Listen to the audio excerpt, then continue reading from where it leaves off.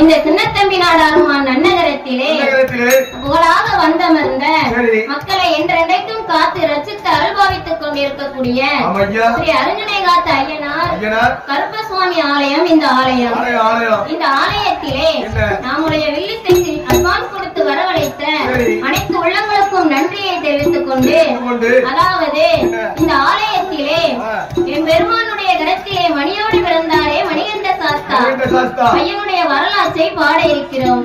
அப்படி நாங்கள் பாடும் பொழுது பாடும் பாட்டிலே பழுது குற்றங்கள் இருந்தாலும், சொல் குற்றம், பொருள் குற்றம், சாரீர குற்றங்குறை இருந்தாலும், சரீர குற்றங்குறை இருந்தாலும் எங்களை ஆதரிக்குமாறு கேட்டுக்கொண்டு கதைக்கு வருகிறேன்.